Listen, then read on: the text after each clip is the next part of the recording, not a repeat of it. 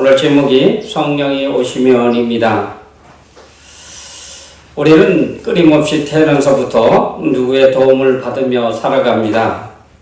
어린 시절에는 어머니 품에서 어머니 젖을 먹으며 어머니가 이 옷도 빨아입히고 또 어머니가 교육시켜서 이렇게 우리가 성인이 됩니다.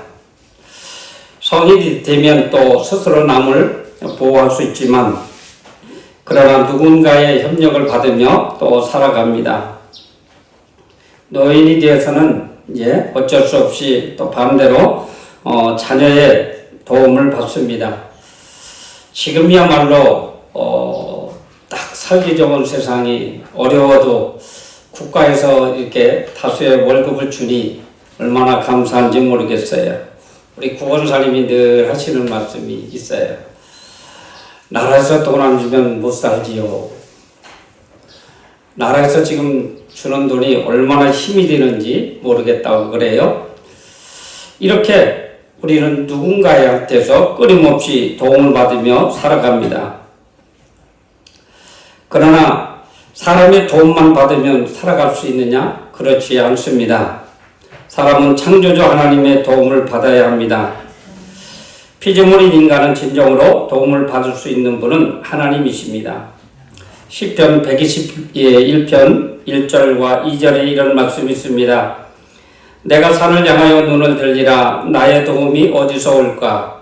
나의 도움은 천지를 지으신 여호와에게로소다. 시편 기자는 창조주 하나님의 도움을 받아야 한다는 것을 분명하게 고백하고 선언하였습니다. 여러분, 이분이 이렇게 말씀을 기록한 이유는 이들이 통받은 사람이 아니라 하나님께서 은혜를 그들에게 많이 부어주셔서 성령 충만한 가운데 말씀을 기록했습니다. 우리는 도움을 받아야 되는데 당연히 하나님의 도움을 받아야 합니다. 하나님은 신앙을 가진 우리를 도우려고 성령님을 보내주셨습니다. 그러므로 우리는 성령님의 도우심을 받아야 합니다. 성령께서 우리를 도우시려고 오셨습니다. 예언자 요한은 성령의 임재를 예언하였습니다. 이 예언은 사도행전 2장에서 베드로가 인용한 적도 있는데 요한 선지자는 백성들이 어려움을 당하지만 하나님께서는 그들에게 회복의 기회를 줄 것이라 예언을 하였습니다. 이방인들에게 수치를 당한 적이 많지만 이제부터는 영원토록 수치를 당하지 않을 것이라 하였습니다. 백성들이 자기들을 향해 놀라운 복을 주신 여호와 하나님을 찬양할 것입니다. 이번에 성령을 보내주실 때는 그 대상이 모든 사람이에요. 하나님은 성령을 보내실 때 대상을 가리지 않으십니다. 하나님의 은혜는 모든 시대, 모든 나라, 모든 사람에게 적용됩니다. 다만 성도들이 하나님의 은혜를 받으려고 마음이 열려 있느냐가 관건일 뿐입니다. 하나님의 성령을 만민에게 부어주시면 성령을 받는 사람에게 신비한 능력이 나타납니다. 여러분, 우리가 예를 들어 말하면 초등학교에 입학을 했어요. 어떤 부잣집 아이가 입학을 했는데 그냥 입학한 걸로 끝나고 안 간다면 6년이라는 세월이 지난 후에 그가 학적부에 남아있을까요? 졸업생이라고 남아있지 않을 겁니다. 아마 퇴학 처분을 했을 것 같아요. 우리가 성령을 받는 사람들은 하나님 앞에 끊임없이 나와서 예배하고 그에게 충성을 해야 됩니다. 어떤 권사님이 이야기하시더라고요. 오늘도 우리가 한 10명이 예배 드렸나요? 새벽에? 새벽 예배 이야기를 하고 많은 분들이 새벽 예배 나오셔서 기도한다고 했더니 내가 농객교회 곁으로 이사가서 농객교회에 출석하려고 했더니 나는 못 가겠네요. 새벽 예배를 못 하거든요. 참 새벽 예배 드린다는 게 쉬운 것만은 아닌 것 같아요. 이것도 특별한 은사인 것 같아요. 어쨌든 그런데 하나님 앞에 크게 쓰임받는 분들, 하나님 앞에 큰 축복을 받는 분들 보면 분명히 기도를 많이 하는 것을 볼 수가 있습니다. 성령을 받으면 자녀들이 장래일을 말합니다. 그리고 노인들은 꿈을 꿉니다. 젊은이들은 이상을 봅니다. 성령이 만민에게 오되 연령을 가리지 않는데 혹시 연령에 대해서 성령의 능력이 약간 다르게 나타나는 것도 있는 것 같습니다. 그러나 공통점이 있는데 그것은 모두 지금 내 눈앞에 보이지 않는 미래에 관한 일들입니다. 말세에는 남녀 종들에게 성령을 물붓듯 부어주신다고 합니다. 그리고 남녀 종들에게 표적을 보여주시는 것이 성령의 역할입니다. 성령은 우리는 미래를 생각하게 하시고 미래를 바라보게 합니다. 하나님이 원하시는 미래는 지금 누리는 평화보다 더 아름다운 환경, 현재 나와 우리 가족은 내 민족을 벗어나 더 많은 사람들에게 허락된 은혜가 나타나는 시대를 생각하게 됩니다. 행복 지수를 보면 그렇게 나와 있어요. 특히 종교인들 중에 어떤 종교든 종교를 택한 분들이 행복 지수가 높아지는데 그 중에서 많은 수가 우리 기독교인으로 나타났습니다.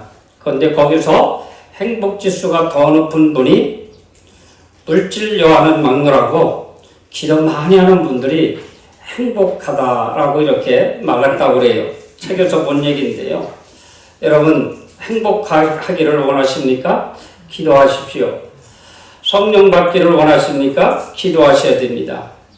정말 지금은 맞세지마를 당한 이때입니다.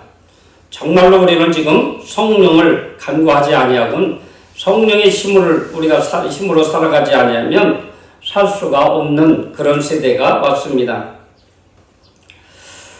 하나님이 하늘과 땅에 이적을 보이십니다. 그 이적은 피와 불과 연기 기둥이라 말씀하십니다. 요엘 2장 21절에 이렇게 말합니다. 땅이여 두려워하지 말고 기뻐하며 즐거워할지어다. 여호와께서 큰 일을 행하셨음이로다. 하나님은 하늘과 땅을 당신의 마음대로 활용하십니다. 그러므로 이런 환난이 와도 성령을 받은 사람, 즉 하늘과 땅에 어떤 현상이 와도 두려워하지 않는다는 것입니다. 어떤 분들은 우리 이북과 이렇게 대처에 있어서 조금 정책적으로 긴장 상태가 있으면 잠시 외국에 여행을 간답니다. 한 달이고 두 달이고 6개월이고 왜요? 전쟁 날까봐. 그런데 우리 하나님을 섬기는 백성들, 즉 기도하는 사람들은 여기에 놀라지 않는다는 사실입니다. 우리 하나님은 성령을 주시는 일을 하나님의 섭리와 관련이 있습니다. 하나님의 섭리는 인간이 시간에 이루어지는 것 같으나 사실은 하나님 시간에 이루어집니다. 하나님께서 주권으로 세상을 다스리시며 하늘과 땅을 당신의 뜻에 움직이십니다. 구약의 예언자들은 이를 알고 있었으며 여호와의 날이라. 이 여호와의 날이라는 것은 심판과 소망 그리고 회복의 시간을 예언했습니다. 하나님이 당신의 뜻을 완전하게 펼치시는 시간이 반드시 임합니다. 그 시간이 도달하기 전에는 어떤 징조가 날 것입니다. 예루살렘이 무너지는 시기가 되면 나타날 현상은 예수님이 말씀하셨습니다. 곳곳에 큰 지진과 기근과 전염병이 있겠고 또 무서운 일과 하늘로부터 큰 징조들이 있으리라. 예루살렘이 무너지는 시기도 일종의 여호와의 날입니다. 여호와의 날에는 성경 중에 심판이 있기 때문에 그렇습니다. 이날에 하늘의 징조가 나타나는데 본문에는 해가 어두워지고 달빛이 핏빛같이 변하고 라고 기록하고 있습니다. 성령이 오시면 크고 두려운 자연현상은 우리에게 알게 하십니다. 심판이 반드시 도래하고 하나님께서 원하시는 영원하고 복된 나라가 열릴 것을 알려주십니다. 그 표시로 하늘과 땅에 비정상적인 현상이 나타납니다. 사람들은 두려워하지만 성령을 받은 사람은 두려움보다는 회개할 기회부터 찾고 하나님을 더 잘 믿어야 할 기회로 삼습니다. 많은 사람들이 제가 아는 목사님 중에 우리 교회 큰 교회에 속해 있는 한 분이 또 계세요. 제가 이렇게 목사님들한테 이야기하면 그렇지 전사님들은 그분들이 모르게 알게 도와주니까 그렇게 큰 일을 했지라고 얘기를 해요. 근데 돈도 못 받았는데 그렇게 오해들 하는데 이분이 제가 서울에 있을 때는 설교가 별로였었어요. 설교 톤도 그렇고 그런데 서울 큰 교회로 갔는데 이렇게 TV에 나와 설교하는 거 보니까 과거의 목사님이 아니에요. 설교를 정말로 잘하시더라고요. 야, 설교도 배우는 건가? 그리고 그분을 잘하는 목사님한테 물어봤더니 배운대요. 설교도 가서 이렇게 배우는 데가 있대요. 그러면서 전사님도 거기 가서 한번 다녀보라고. 다닐 시간도 없고 돈도 없지만 그렇게 할 생각도 없어요. 무엇을 얘기하자고 하냐면 이 땅에 수많은 목사님들이 참 훌륭한 목사님들이 많아요.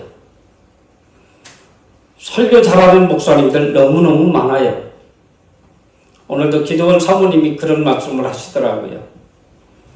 옛날에는 성경책 하나만 가지고 거기에 따른 책 몇 권만 가지고 목사님들 이사하면 그냥 책보따리 하나 들면 간단했는데 요즘 목사님들 서재에 보면 수많은 책들과 함께 컴퓨터에서 모든 것이 다 나오잖아요.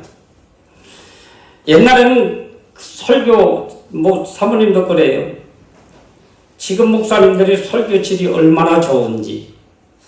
옛날의 목사님들에 비하면 너무너무 설교 잘하신다는 거죠. 그런데 성령의 역사는 그전과 같지 않다는 거죠. 저도 그것을 고민하며 이 말씀을 전했는데 적었는데 사모님이 오늘 그 말씀을 하시더라고요. 과거에는 정말로 기적이 많이 일어났습니다. 제가 기억하기에는 70년대, 80년대 엄청난 기적이 나타났어요. 설교는 못하더라도요. 근데 그분들의 뒤 배경을 보면 끊임없이 기도하셨어요. 1년에 몇 차례씩 기도원에 가서 기도하시고 산기도 하시고 교회에서 철학기도 하시고 작정해놓고 막 몇 개월씩 기도하시고 그러셨어요. 그러니 이들 앞에는 성령이 역사할 수밖에 없습니다. 그런가 하면 지금의 목사님들은 그렇게 기도를 못하고 계세요. 그러나 지식적으로는 너무나도 많은 것을 알고 계십니다. 구원의 방법을 정확하게 알려주시는 성령입니다. 하늘과 땅에 비정상적인 현상들이 일어나면 사람들은 어떻게 반응하게 할까요? 일단은 두려워할 것입니다. 하늘의 작은 별 하나가 지구를 가까이 지나가도 이 지구는 엄청난 재앙이 온다고 합니다. 어쩌면 이 땅엔 지금 각종 질병, 우리가 코로나를 겪었죠. 4년여 동안 얼마나 우리가 고통 속에 살아갔습니까? 그리고 지금보다 전쟁이 더 많은 세상은 지가 살 때 사는 동안은 없었던 것 같아요. 전쟁에 이렇게 완전히 폐허된 거 보면 저걸 어떻게 복구할까라고 생각을 해봅니다. 많은 사람들이 죽습니다. 만약에 이때 누군가가 핵을 쓴다면 수많은 사람들이 죽겠지요. 이런 혼란이 온다는 것입니다. 그러면 우리는 성령을 받은 사람은 두려워하지 않는다는 거예요. AI가 얼마나 무서운지 지금 우리에게 엄청난 도움을 주고 있지만 아인슈타인이라는 분이 IQ가 160여 대예요. 그런데 그가 강의를 하면 그 강의 내용을 잘 이해하지 못하는 분들이 꽤 많았다고 그래요. 그러면 거기에는 수많은 학자들이 앉았음에도 불구하고 160, 그걸 가진 그 학자가 강의를 해도 잘 못 알아듣는데 앞으로 20년 안에 IQ가 1600 정도 된대요. AI가요. 이때는 어마어마한 재앙이 온답니다. 어떤 재앙이 오냐면 인공지능 속에 그거 AI를 접목해 놓으면 생각하는 AI가 온대요. 그래서 어떤 것에 거기를 접목해 놓으면 사람을 무차별하게 죽일 수도 있고요. 어쨌든 이제는 이게 독이 유익이 아니라 해로울 것이라고 하는, 그래서 어떤 학자는 이제 그만 멈췄으면 좋겠다 이런다는데, 이 기업들은 서로 성과를 내기 위해서 계속해서 하는데, 어떤 대전신학교에서 한번 들은 얘기인데 이것이 20년이 아니라 10년으로 당겨질 수도 있다, 이렇게 보는 학자들도 있다고 그래요. 여러분, 이제는 지금이야말로 이제 정말로 성령을 받을 때가 지금이다 이거예요. 우리 세상 지식, 세상 어떤 정보와 핸드폰에 보면 제가 침을 조금 넣잖아요. 딱 그거 치면 아주 막 정확한 절자리, 침자리가 딱 나타나요. 다 나타나잖아요. 다 보이잖아요. 이제는 선생이 없어도 모든 걸 할 수 있는 그런 시대가 왔어요. 사랑하는 성도 여러분, 그러나 성령만은 내가 무릎 꿇지 않으면 성령은 오시지 않습니다. 내가 무릎 꿇지 아니하면 나의 모든 문제를 해결할 수가 없다는 사실입니다. 사랑하는 성도 여러분, 하나님 앞에 무릎 꿇으시기 바랍니다. 저 감히 여러분 앞에 지금 목회자 입장으로서 최소한도 하루에 30분 이상씩은 기도하십시오. 30분 이상 기도하지 않으면 이 은혜를 유지할 수가 없을 것 같아요. 그것은 저를 비유해서 말하는데, 제가 예산에 있을 때 아마 한절하게 한 30분 이상은 기도한 것 같아요. 매일. 그랬더니 하나님이 엄청난 은혜를 부어주시더라고요. 아무리 지식인이고 아무리 훌륭한 사람이라 할지라도 앞서 서두에 말씀드린 그 권사님 지식인이거든요. 그런데 농기교회 곁으로 이사 가려고 했더니 못 가겠대요. 근데 우리 교회가 새벽 예배만 없으면 아마 이사 올 뿐인데 새벽 예배가 충만하니까 자기가 거기 못 하겠다는 거예요. 이런 분들이 과연 환난을 겪을 수 있을까요? 우리는 이런 환난이 와도 기도로 무장한 이들은 분명히 어떤 환난 속에서 내가 같이 죽어간다 할지라도 영원히 구원받거든요. 그런데 이제는 멀지 않았다고 다들 그래요. 이제는 멀지 않았다고. 기도원 사모님도 아침 그래도 우리는 살만치 살았는데 우리 아이들이, 손자들이 걱정된다고 그렇게 얘기하더라고요. 여러분, 걱정만 할 것이 아니라 여러분들 성령으로 무장하시고 자녀들도 성령으로 무장시키면 됩니다. 여러분, 우주적인 재앙 앞에는 돈과 권력이 그에게 피할 길을 내지 못합니다. 이때 구원받은 방법은 오직 예수님의 이름을 부르는 것뿐입니다. 아마 그럴 거예요. 기도하지 않다가 어떤 혼란이 탁 닥쳐왔을 때 주님 나 살려주세요.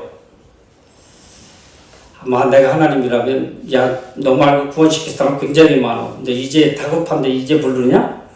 아마 그럴 것 같아요. 그러나 하나님은 그런 하나님은 아니겠지요. 누구든지 여호와 이름을 부르는 자는 구원을 얻으리니 누가 여호와 이름을 부르겠습니까? 평소에 기도하지 아니하면 그때는 생각이 안 날 것 같아요. 우상을 생각하고 부처를 생각하고 어떤 큰 고목을 생각하면서 거기에다 살려달라고 하지, 주님 나 살려주세요. 평소에 훈련되지 않은 사람은 이렇게 못할 것 같습니다. 여러분, 이런 분들은 환난날에 여호와를 부르는 사람은 성령을 받은 사람입니다. 성령께서 여호와 이름을 부르도록 감동과 지혜를 주십니다. 하나님은 시온산과 예루살렘에 피할 자가 있을 것이라 하셨습니다. 하나님 계획 안에 구원받은 사람이 존재합니다. 남은 사람 중에서 하나님의 부름을 받은 사람도 존재합니다. 성령님은 우리에게 오셔서 구원의 방법을 이렇게 알려주십니다. 뭐라고요? 성령을 받으라고요. 여러분, 과거에 70년대, 80년대 신앙생활 같은 그 어른들이 받았던 성령을 우리가 오늘날 구해서 받으라는 얘기입니다. 너무 세상 염려에 치우쳐서 거기만 따라가지 마시고, 어쩌면 제가 하는 말씀이, 여러분에게 전해드리는 말씀이 성령께서 말씀하시는 것으로 받아들이시고 여러분 기도하시기 바랍니다. 멀면 어떻게 나와요? 그러나 집에서도 기도하세요. 어떤 권사님들을 보면 집에 기도방이 있더라고요. 따로 아예 기도방을 해놓고 조그만 책상 하나 놓고 성경책 놓고 거기서 기도하고 성경 보고 그걸 규칙적으로 하는 분도 보았습니다.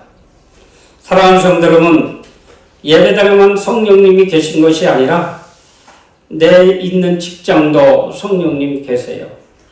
내가 산에 가서 무릎 꿇어도 거기에 성령님이 계십니다. 이제는 무엇보다도 기도하여 성령 받을 때입니다. 그냥 교회만 출석하고 말씀만 듣고 성도 교제로 끝나는 시대는 안 돼요. 이제는 정말로 기도하시면 여러분들 성령 충만하여 어떤 혼란이 와도 꼭 구원받을 수 있습니다. 기도하겠습니다. 하나님 아버지 참으로 고맙습니다. 우리 민족은 일찍이 하나님께서 사랑하셔서 아버지 복음을 저희들에게 전해주시고 우리 조상님들은 아버지 일찍이 하나님의 영을 깊이 깨달아 그들이 기도하게 하시고 정말로 온 세계를 향하여 선교사를 파송하는 거룩한 나라로 하나님 축복하셨습니다. 하나님, 그러나 저희들은 지금 낮잠만 자고 있습니다. 기도하지 못하고 있습니다. 주님, 저희들 선배들, 어른들의 신앙을 잘 본받게 하셔서 구원받은 백성들로 축복해 주시옵소서.